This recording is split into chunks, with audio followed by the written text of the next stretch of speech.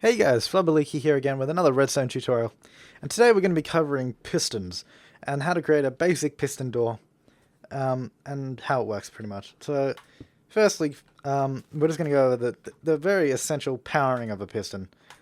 Just like this, connect some redstone to it and apply a power source, which can be a torch. You can use a lever, you can use a pressure plate, or you can use a button, of course. So now that we know that, we're going to create our door. We're going to make our door too high, so basically what's going to happen here is we're going to have the pistons like this, and they're going to close on each other with some blocks, of course. So when the pistons are all activated, they'll close in together and seal it off. So this is the most basic piston door. Of course, you don't have to use two. You can do it with one, and have just a wall here as well. That works too. So you can just have a piston door like that, so it closes off. But we're going to do it with two today, just because, well, four today technically. Just because it's just a nice double kind of entrance we got there. So, now a funny thing that happens with pistons is you can actually power two of them with only one signal.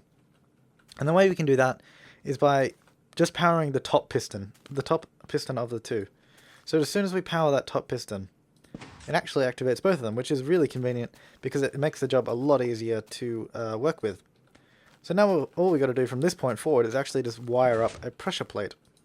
And what we can do, we can just link the circuit because we want them both to be activated at the same time. And we're going to put a pressure plate right about here.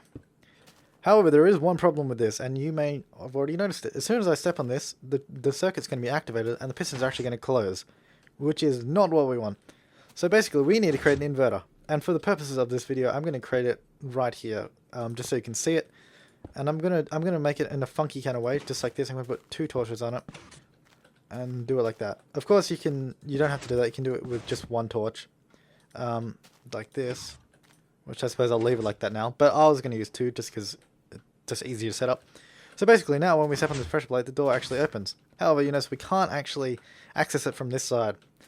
So essentially, what we need to set up here now is we need to activate this inverter from two pressure plates or another power source. And the way we can do that, we should move this back a bit, just give us a bit more space to work with. Like this. So, no, we'll have to rewire that. We don't want any of these wires touching. We don't want the on wire to touch the off wire here, because that is not the way we should do it. So if we just set this up like this, give us a bit more space to work with there. We need to also connect this signal here up to another power source on the other side. So we're actually just going to dig it under the ground real quick. Just going to make it go under because we need it to be activated over this side as well. And of course we're just going to bring it back up just so you can see it. If we put a pressure plate here now, it will also open from this side. And this one opens it too. And of course we can just put another pressure plate here with another redstone signal. We can use either of them now. We can do the same thing right here as well. So now we have all these pressure plates open up. Now there's obviously one big flaw with this, is the fact that you can see redstone everywhere. And that's not what we want to do. If we're building this secretly, we don't want them to be able to see any of this. Now of course we can neaten this all up and put it underground. And in future videos we will be doing that. But for this one, I'll leave it here. So what the basics of you got to know is that two pistons can be powered by one signal going to the top piston. And a pressure plate or any other power source, you can use a lever, of course, if you really want. You can put a lever right in front of it. So any power source, a redstone torch works too, of course.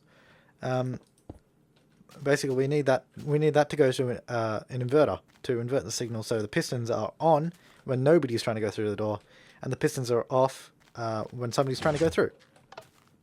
So that's the basics of this. Probably in the next video we'll go over how to neaten it all up, hide it away, make it look a bit nicer. So until then, guys, I'm Flubberleaky, and thanks for watching.